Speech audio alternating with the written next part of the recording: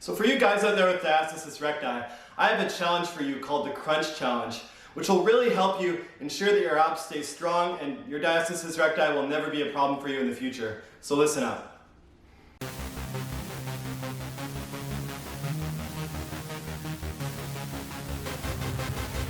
Also, really quick before we get going, I highly recommend you guys subscribe to Riley Rehab because I'm going to be making videos every single week, not only on this topic, but on many other injury-related topics on how to make you the expert of your own body.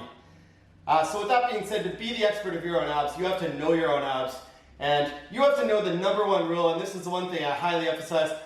Please ignore any of that advice on the internet. I know it's everywhere.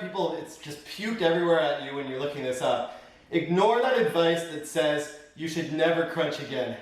Because I have a few reasons for that. #1, there's no evidence to support that that's a thing. Maybe if you just had abdominal surgery or if you just tore something tremendously big. But not for just having like a basically overstretched abdomen. I don't see any reasoning for that, #1. And #2, you're gonna have to crunch in your day-to-day life. Think about just getting in and out of bed. Think about maybe the things you do in bed. Think about the things you do at work. There's tons of times that you'll have to move up and around. So I really think it's not practical to have that there.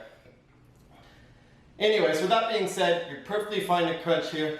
Just make sure it isn't causing you any pain. And secondly, make sure that your tummy is nice and controlled there. So, I'm gonna stop rambling here and I'm gonna show you guys what you wanna do. You wanna start by just lifting your head up off the ground. And this whole entire time you wanna look at your abdomen here, just to make sure it hasn't bulged out. I'll show you guys later, but basically you want it to bulge out no more than 20%. And if it looks okay there and you're not in any pain, lift your shoulders off the ground, look at yourself here. And if there's still no pain there, you can go up even higher. And as long as that bulge is not over the top big, I'll show you what I mean later, then just hold this position here and get yourself a timer and then see how long you can do this for. In certain cases, it might even get your neck before it gets your abs. And if that's the case, that's a good thing. I'd keep your hands behind your back then. But you just want to hold this position for as long as you can while trying to keep that tummy relatively tucked in. And you hold that there. I'm already shaking. For the sake of time, I'm not going to time myself, but I want you guys to time yourself on this, and I want you to post below what your time is and how well you were able to do it. So, big idea with this is you're getting it strong. You're learning how to kind of keep that bulge under control by using the ab muscles you have, therefore strengthening and making it easier so if you do have to get out of bed or if you do have to do anything kind of strenuous, you have more protection there because you have stronger muscles there to begin with. And just to show you guys what I mean by the bulge not being too high, I'll show you because myself, I have this problem. Basically, it's kind of hard for me because I'm so used to like training it, but this would be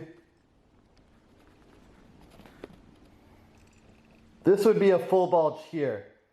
Now, that's a little over the top. It's not causing me any pain, so it's probably not the end of the world if I have it, but I don't want to have this when I'm doing the crunch challenge. Instead, when I'm crunching up, I see a little bit there, but it's not as much as what it could be. In fact, if I let go, I know it would probably go from here to here. So, making sure that it's relatively in control and it's not all the way bulged, the risk of you pulling anything is next to nothing on this. So, stick with the program, let me know how you did, and I'll see you next time.